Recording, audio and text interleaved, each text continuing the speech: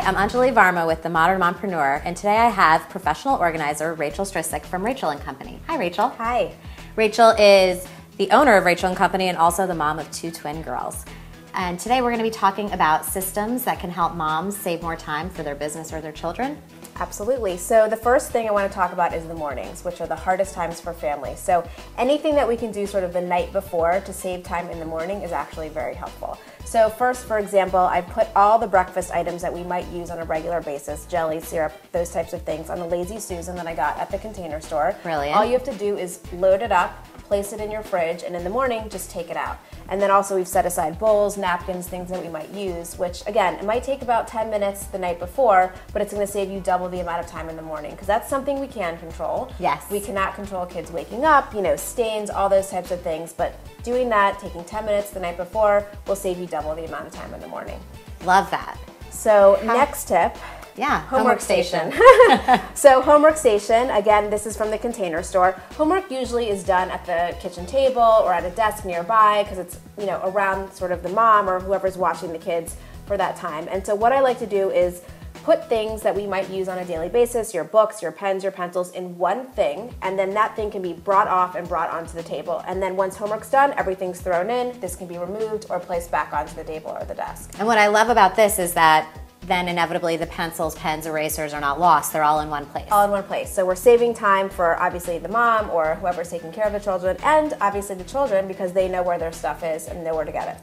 Great. And now tell us about the calendar. So family calendar. Families are always on the go if there's more than one child. It's juggling the routines and what it is with the schedule. For this one, what I've done here is we're going to place it in somewhere, usually in the kitchen, where all the family members can see and everyone can sort of add to the calendar. So there's no second guessing of where is, baby sister at this time, where's brother, where's mom. It's kind of all visible on the calendar. And I think it's a great activity for parents and the family to do maybe on a Sunday night, is sort of run through the calendar on where everyone's going to be for that week. That's great. So and everyone has their own color. Everyone has their own color, so everyone can kind of see. And it's really fun for younger kids to obviously see this. Everyone thrives on routine in general, I believe. Yes. And so for them to kind of do this and help to be part of it.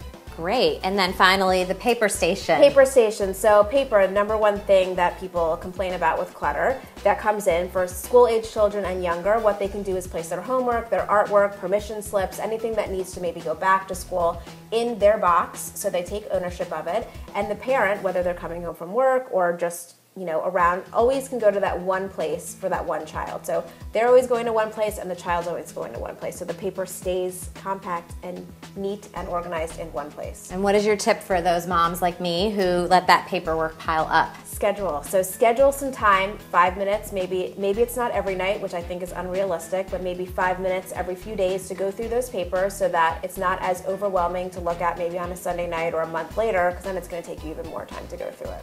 So schedule. Thank you, Rachel. You're These are great welcome. tips, and I would love to hear from you on how these tips have worked out. Please leave a comment on the box below. And stay tuned for our Mompreneur Minute.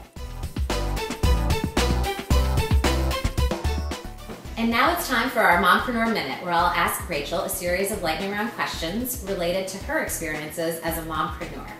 So Rachel, there's probably a lot of moms out there who are thinking about starting a business or are in the beginning stages.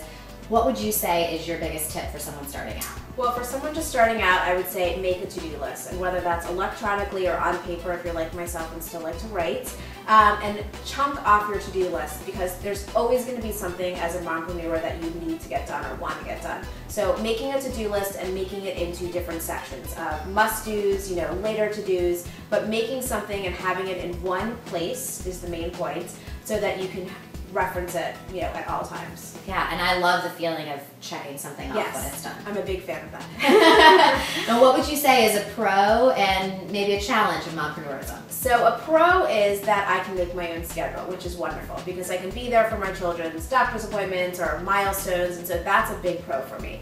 A challenge that I have as a mompreneur is that I'm always on and I'm always thinking about my business, and it's hard to sort of shut it off. Yes, So. and you were a lawyer, I was corporate America. Right. I do kind of miss being able to turn off for a little bit. Right. I wouldn't change it for the world, being Right. a mompreneur, but yes, it does have its challenges at points.